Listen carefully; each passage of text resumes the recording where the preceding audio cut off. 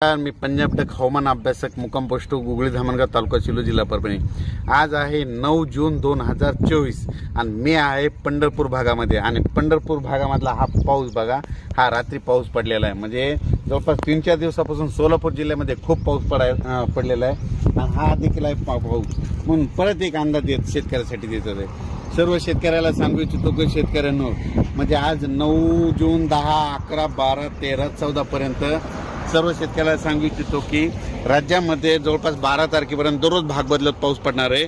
पण सगळ्यात जास्त पाऊस कुठं पडणार आहे म्हणून सर्व शेतकऱ्याला सांगू इच्छितो।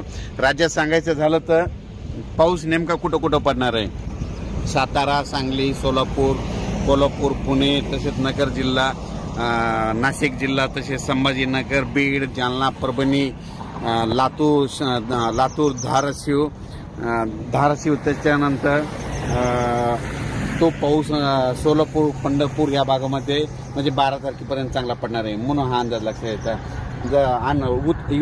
उर्वरित राज्यामध्ये सांगायचं झालं तर दररोज भाग बदलत पाऊस पडणार आहे। चांगला असा खूप काय मोठा राहणार नाही।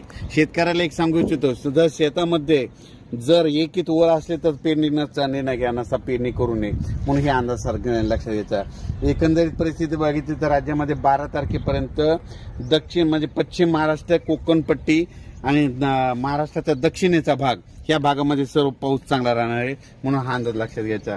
राज्यात सांगायचं झालं तर नंतर 14च्या नंतर परत राज्यामध्ये 15, 16, 2-3 दिवस थोडी विश्रांती राहील, पण 18, 19च्या नंतर परत राज्यामध्ये पाऊस येणार आहे म्हणून हा अंदाज लक्षात घ्यायचा। सर्व शेतकऱ्याला सांगू इच्छितो, शेतकऱ्यांनो, शेतात पाऊस पडल्याच्या नंतर जमिनीमध्ये एक ओल असले तर पेरणी करायला काही हरकत नाही।